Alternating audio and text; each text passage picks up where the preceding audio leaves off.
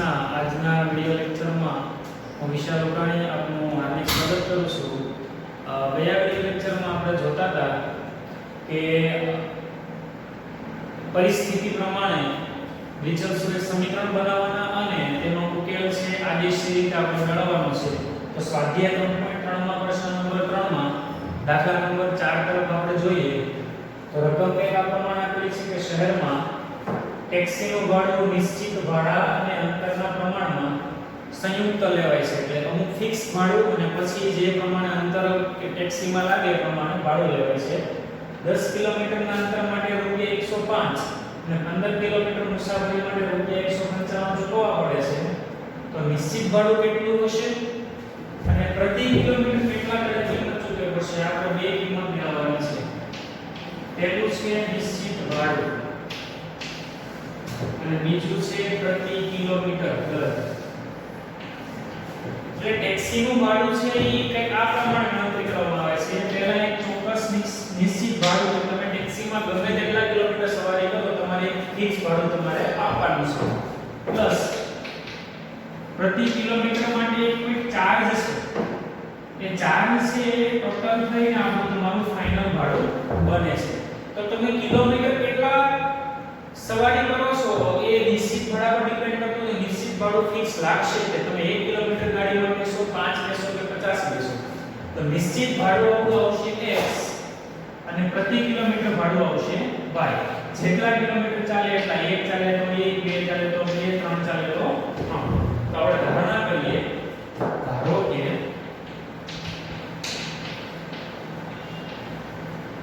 નિશ્ચિત ભાડું બરાબર રૂપિયા x અને પ્રતિ કિલોમીટર ભાડું બરાબર રૂપિયા y. તો હવે આ શરત મુજબ આપણે અલગ અલગ શરત આપેલી છે તેને આપણે સમીકરણ બનાવીએ. પ્રથમ શરત મુજબ તમને કહેવામાં આવ્યું છે 10 કિલોમીટરના અંતર માટે 105 રૂપિયા. 10 કિલોમીટરનું અંતર એટલે કેમ? તો કે નિશ્ચિત ભાડું x ફિક્સ લાગશે પ્લસ કિલોમીટર કેટલા છે 10 એટલે 10 કિલોમીટરના 10 ગુણ્યા y એનું ભાડું થશે 105 રૂપિયા. આ જ પ્રમાણે 15 કિલોમીટર માટે 155 રૂપિયા છે. તો x + 15y બરાબર 155. આ પ્રમાણે સમીકરણ બનશે.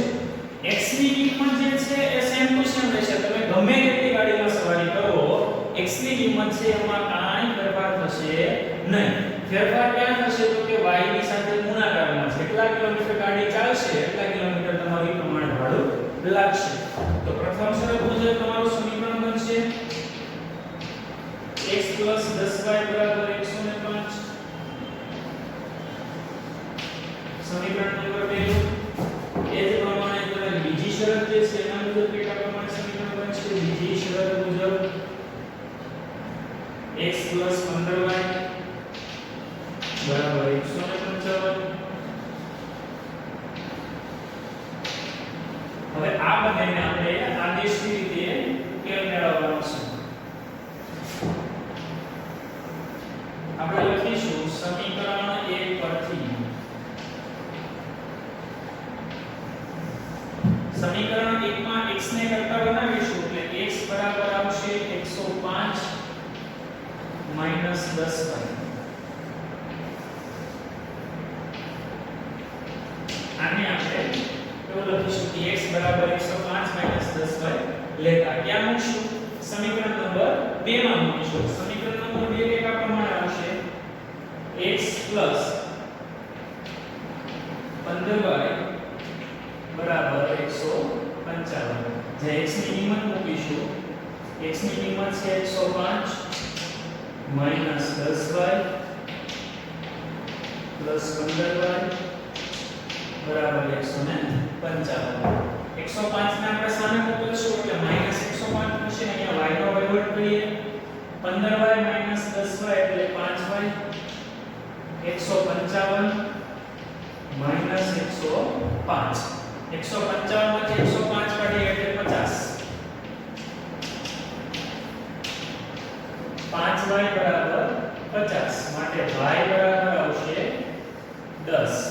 તો y બરાબર 10 છે એ લેતા અહીંયા આગળ લખીશું તો x બરાબર આવશે 105 માઈનસ 10y એમાં y બરાબર 10 મૂકશું 105 માઈનસ 10 ગુણ્યા 10 બરાબર સિમ્પલ લોગ લઈને આપણે કામ કરવાનું છે મેન અગત્યનું છે આ સમીકરણ બનાવવા કે x જ બંનેમાં શું કામ લીધા તો કે ગાડી ગમે તેટલી ચાલશે ગાડીમાં ભાડું જે નિશ્ચિત છે તો 1 રૂપિયા લાગશે y માં ફેરફાર થશે y ની સાથે જેટલા કિલોમીટર ગાડી ચાલે છે એટલા ગુણાકાર કરવાના રહેશે તો આપણે અહીંયા x ની ગણતરી કરીએ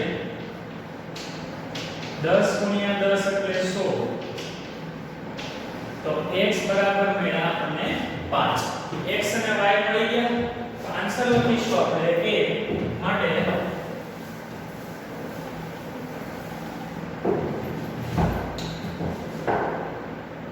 x બરાબર 5 અને y બરાબર 10 તો આપણે લખીશું કે માટે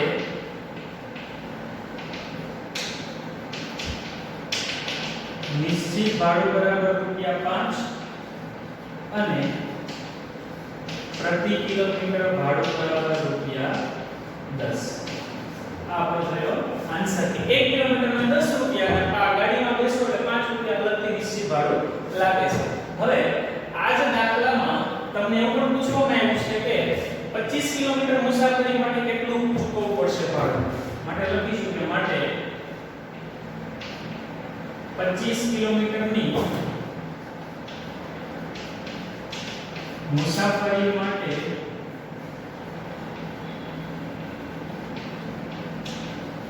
ચૂકવવું પડતું ભાડું બરાબર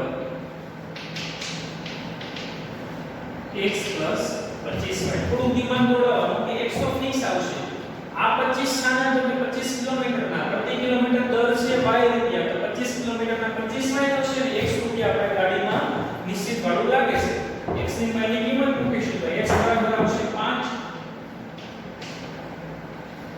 25 ગુણ્યા y બરાબર આવશે 10 તો એ આવશે 5 + 250 એટલે આવું લાગશે ભાડું ટોટલ રૂપિયા 295 રૂપિયા ભાડું છે 25 કિલોમીટર સવારી માટે લાગશે આગળ આવીએ દાખલા નંબર 5 તરફ દાખલા નંબર 5 માં કેટલા પ્રમાણે વાત કરી છે કે એક અપૂર્ણાંકના અંશ અને છેદમાં 2 ઉમેરતા તે 9 ના છેદમાં 11 બને છે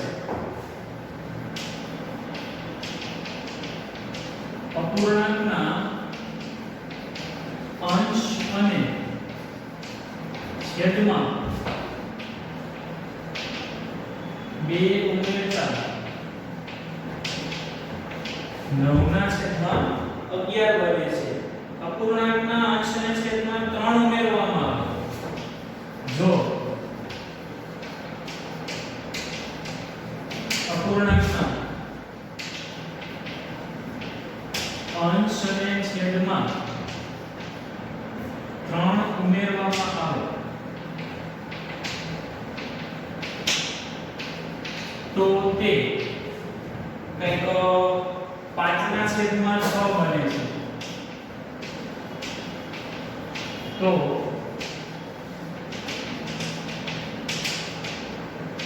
અપૂર્ણાંક શોધો અપૂર્ણાંક મીન્સ કે સંખ્યા આપેલી છે તેના અંશ અને છેદમાં અમુક કિંમત હશે તો સૌપ્રથમ આપણે અપૂર્ણાંકનો અંશ અને છેદ ધારી લઈએ આવા પ્રકારના દાખલા છે એ બોર્ડમાં અથવા તો તમારી એક્ઝામમાં પૂછી શકાય તો ધારણા કરીએ કે ધારો કે અંશ બરાબર x છેદ બરાબર y માટે આપણો અપૂર્ણાંક છે તે આવશે x ના છેદમાં y બરાબર હવે આપણે લઈએ પ્રથમ શરત કે પ્રથમ શરત મુજબ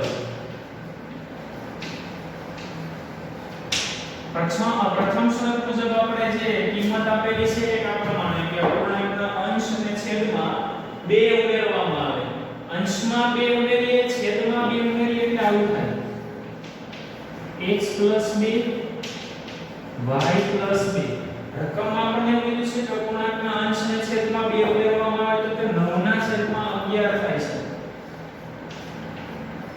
વિદ્યાર્થી મિત્રો બંને બાજુ ભાગાકાર સ્વરૂપ આપેલું છે જ્યારે પણ આવું આપેલું હોય આપણે સાદું રૂપ આપવા માટે ક્રોસ ગુણાકાર કરીશું તો ક્રોસ ગુણાકારમાં 11 આ બાજુ ગુણાય અને y plus 2 9 આ ગુણાય તો ક્રોસ ગુણાકાર કરીશું આપણે 11 ગુણ્યા x એટલે 11x 11 ગુણે 22 એવી રીતે અહીંયા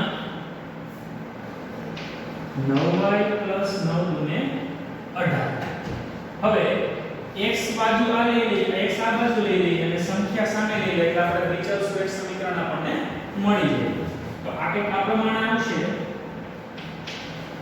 11x 9y બરાબર 18 22 માટે 11x 9y બરાબર 18 22 એટલે -4 આપણું સમીકરણ 1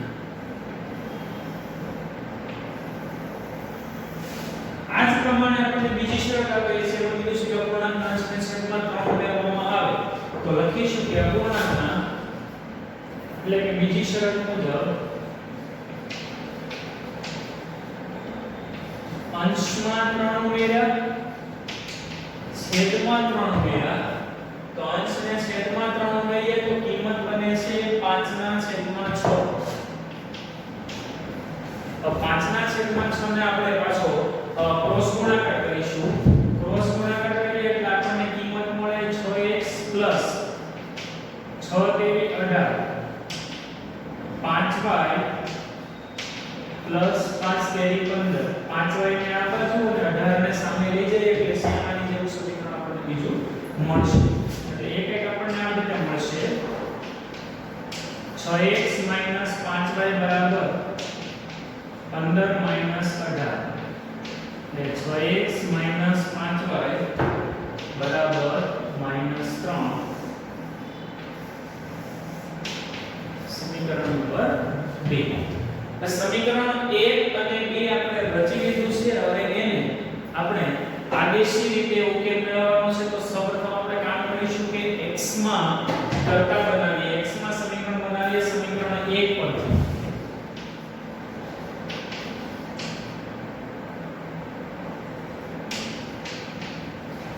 સમીકરણ નંબર 1 પરથી 11x ને કરતા બનાવીએ એટલે -9y સામે જાય -9y સામે જાય એટલે આવશે +9y માટે 11x બરાબર 9y - 4 જો 11 ને છેદમાં લાવીએ એટલે આવશે 9y - 4 ના છેદમાં 11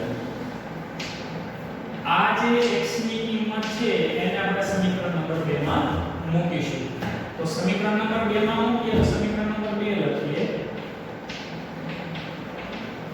6x 5y બરાબર -9 6 9y - 4 ના છેદમાં 11 -5y બરાબર -3 તો હવે આપણે અહીંયા 6 ને 11 નું કઈ થશે નહીં એટલે 6 ને અહીંયા બંને બાજુ ગુણી દઈએ 11 ને લસા માટે અહીંયા ગુણીશું એટલે કે આ પ્રમાણે આવશે 6 નવા 54y -6 24 11 પંચા -55y આખાના છેદમાં 11 બરાબર -3 તો એને આપણે પાછા અહીંયા આગળ વધારીએ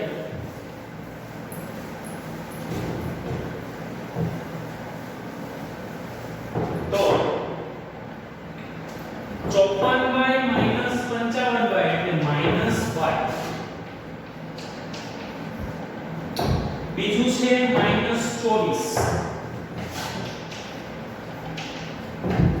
અહીંયા 11 તેરી થશે -33 -24 ને સામે મોકલીએ એટલે +24 એટલે -33 +24 માઈનસ પ્લસ માઈનસ 33 માંથી 24 કાઢીએ એટલે -9 એટલે y બરાબર આવશે 9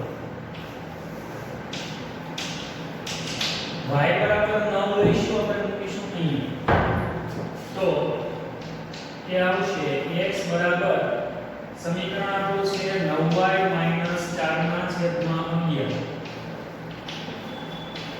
9 * 9 - 4 ના છેદમાં 11 આપણે શું કર્યું y બરાબર 9 અહીંયા મૂક્યા છે તો 9 ને 81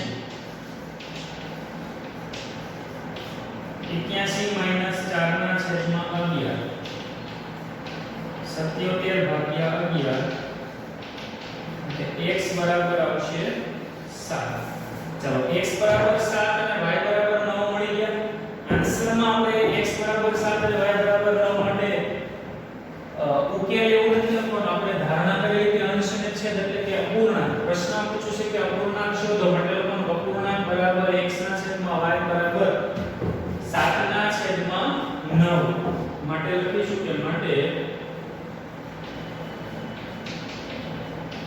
અપૂર્ણાંક બરાબર x ના છેદમાં y બરાબર 7 ના છેદમાં 9 આનો આન્સર જો આપણે અહીંયા ચેક કરીએ તો શરતમાં એવું કીધું કે અપૂર્ણાંકના અંશમાં 7 અને છેદમાં 9 ઉમેરો સોરી અપૂર્ણાંકના અંશ અને છેદમાં 2 ઉમેરો તો 7 ને 2 9 થાય 9 ને 2 11 થાય તો 9 ના છેદમાં 11 આપણને કિંમત ઓલરેડી આપેલી છે ચલો નેક્સ્ટ દાખલામાં આવીશું દાખલા નંબર 6 માં દાખલા નંબર 6 માં આપણને કીધું છે કે 5 વર્ષ પછી જેકબની ઉંમર તેના પુત્રની ઉંમર કરતા 3 ગણી હશે 5 વર્ષ પછી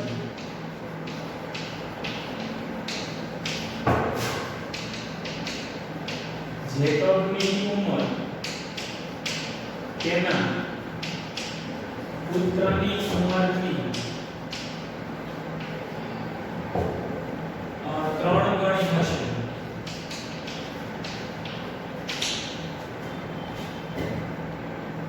5 વર્ષ પહેલા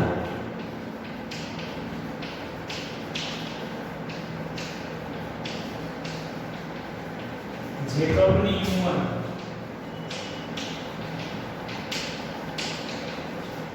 તેના પુત્રની ઉંમરથી 7 ગણી હોય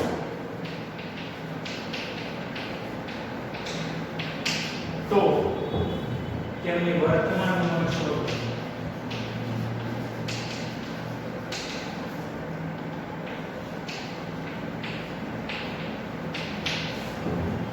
5 વર્ષ પછી જેકબની ઉંમર તેના પુત્રની ઉંમર કરતા 3 ગણી હશે અને 5 વર્ષ પહેલા જેકબની ઉંમર તેના પુત્રની ઉંમરથી 7 ગણી હોય તો બંનેની વર્તમાન ઉંમર શોધો અહીંયા બે અલગ અલગ ફેક્ટર છે 5 વર્ષ પછી અને 5 વર્ષ પહેલા આપણે અગાઉ આપણો દાખલો બની ગયેલા છે એમાં વાત કરી કે જ્યારે પણ અમુક વર્ષ પહેલા કે અમુક વર્ષ પછી આવે ત્યારે હંમેશા જે તે વ્યક્તિની હાલની ઉંમર ધારવાની તો ધારણા કરીએ ધારો કે જેકબની હાલની ઉંમર બરાબર x વર્ષ તેના પુત્રની હાલની ઉંમર બરાબર y વર્ષ હવે આપણે અહીંયા આ દાખલામાં હાલની ઉંમર સાથે ગણતરી નથી કરવાની આપણે કરવાની છે 5 વર્ષ પછીની અને 5 વર્ષ પહેલાની ઉંમર તો પહેલા આપણે 5 વર્ષ પછીની અને 5 વર્ષ પહેલાની ઉંમર છે એ ધારી લઈએ તો આપણે લખીશું પહેલા કીધું છે 5 વર્ષ પછી વિદ્યાર્થી મિત્રો આપણે અગાઉ શીખેલા છીએ હજી પણ પાછું યાદ કરાવી દઈએ કે આટલા વર્ષ પછી એવું કહેવામાં આવે તો ઉંમરમાં પ્લસ કરવાના પહેલા કહેવામાં આવે તો ઉંમરમાં માઈનસ કરીશું તો સૌપ્રથમ ઉંમરમાં આપણે પછી કીધું છે એટલે બંને બાજુ આપણે અહીંયા પ્લસ કરીશું તો જેકબની ઉંમર થશે x 5 અને પુત્રની થશે y 5 શોર્ટમાં લખું છું જેકબની ઉંમર x 5 અને પુત્રની ઉંમર y 5 તો 5 વર્ષ પછી એવું કીધું છે કે જેકબની ઉંમર એટલે આપણે લખીશું પ્રથમ શરત મુજબ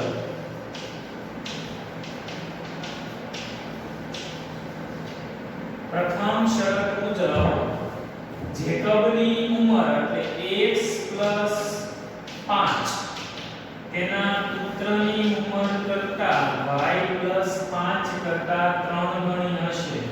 વિદ્યાર્થી મિત્રો આપણે અગાઉના લેક્ચરમાં એ વાત કરી કે નાનો વ્યક્તિ હોય એની સાથે ગુણાકાર કરવો.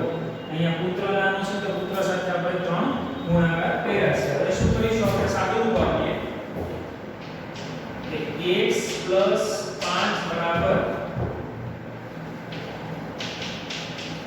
3y 15. 3y ને આ બાજુ અને 5 ને આ બાજુ લઈ લઈએ. x 3y બરાબર 15 5. તો x 3y બરાબર આપણને સમીકરણ નંબર 1 મળ્યું. x 3y બરાબર 10. આગળ જઈશું આપણે તો આગળ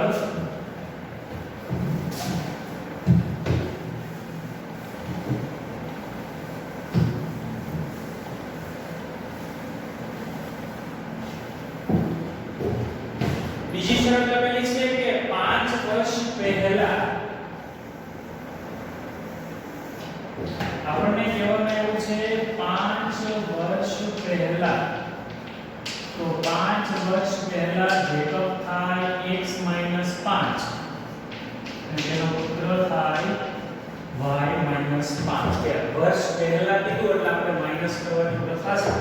હવે વાત કરીએ કે 7 ગણી ઉંમર હોય કે જેકબની ઉંમર એટલે x 5. આપણે લખીશું બીજી શરત મુજબ જેકબની ઉંમર પુત્રના ઉંમરથી 7 ગણી હશે. કેટલા ગણી લીધેલી છે આપણને 7 ગણી. સાદું રૂપ આપીએ x 5 બરાબર 7y 7 5 35. તો 7y આ બાજુ લઈ આવશું. -5 સામે જાય એટલે આવું થશે x 7y બરાબર -35 + 5 એટલે x 7y બરાબર આવશે -30. આ થઈ ગયું આપણું સમીકરણ નંબર 2. હવે સમીકરણ 1 અને સમીકરણ 2 ને આપણે 1 બાય 1 કરતા બનાવીને ઉકેલીશું. તો લખીએ કે સમીકરણ 1 પરથી આપણે અહીંયા રીત વાપરીએ છીએ બધા દાખલામાં આદેશી રીત. એટલે આપણે અહીંયા x ને કરતા બનાવીશું તો -3y સામે જશે એટલે આવશે 10 + 3y.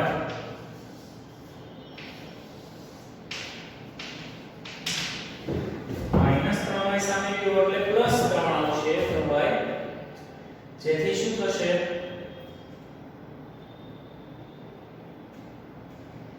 x ની કિંમતમાં આવશે 10 + 3y નાખી લખીએ અહીંયા ઉપર તો આ સમીકરણ 2 માં મૂકીએ x 7y બરાબર -30. x બરાબર મૂકીશું 10 + 3y -7y બરાબર -30. જ્યાં 10 માઈનસ પ્લસ માઈનસ થશે. આપણે 10 ને સામે મોકલી દઈએ એટલે આ બાજુ વધશે -4y -30. 10 સામે જાય એટલે -10. તો -4y બરાબર -10 ને -30 થશે -40. માટે -4y બરાબર -40 એટલે y બરાબર આવશે 40 ના છેદમાં 4 એટલે y બરાબર આવશે 10. y બરાબર 10 લેતા ક્યાં મૂકીશું? અહીંયા મૂકીએ. માટે x બરાબર 10 + 3y 3 ગુણ્યા 10 10 ગુણ્યા 3 એટલે 30. x બરાબર આપણને મળ્યા 40.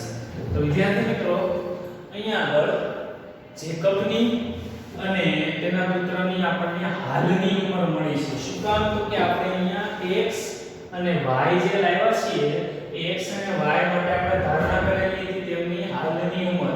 તો આન્સરમાં આપણે લખીશું even આપણને કીધું પણ છે કે તેમની વર્તમાન ઉંમર શોધો. તો આપણે ધારણા કરેલી હતી કે પ્રમાણે આન્સર લખશું કે માટે જેકબની હાલની ઉંમર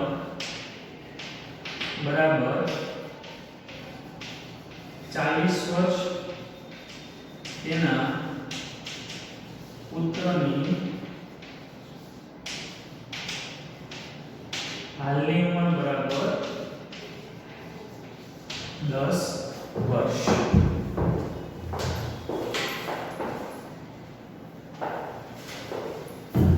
તો જેકબની અને તેના પુત્રની હાલની ઉંમર છે મળી કે આપણે ચેક કરીએ દાખલો સાચો કે ખોટો. તમને વાત કરીએ છીએ 5 વર્ષ પછી, તો 5 વર્ષ પછી જેકબ થાય 40 ને 5 45 વર્ષનો અને એનો પુત્ર થાય 10 ને 5 15 વર્ષનો. 45 અને 15 તેની ઉંમર 3 ગણી છે, 15 * 45 મળી ગયા. એ જ પ્રમાણે 5 વર્ષ પહેલા જેકબ થાય 35 વર્ષનો અને એનો પુત્ર થાય 5 વર્ષનો. તો 5 અને 35 એટલે 7 × 35 તમને કીધું છે કે 7 ગણી હશે. તો તમે જવાબ પરથી તમારો જે જવાબ છે એ કઈ રીતે સાચો છે એ રકમમાં તમે યોગ્ય કિંમત મૂકશો એટલે જવાબની ચકાસણી થઈ જશે. તો વિદ્યાર્થી મિત્રો આ સાથે આપણું સ્વાધ્યાય નંબર 3.3 કે જેમાં આદેશ વિધિથી જે દાખલા ગણવાના હતા એનું કામ અહીંયા પૂરું થાય છે. નેક્સ્ટ લેક્ચરમાં આપણે દ્વિચલ સુરેખ સમીકરણના ઉકેલની જે બીજી રીત છે એના વિશે આપણે ચર્ચા કરીશું. જય હિન્દ.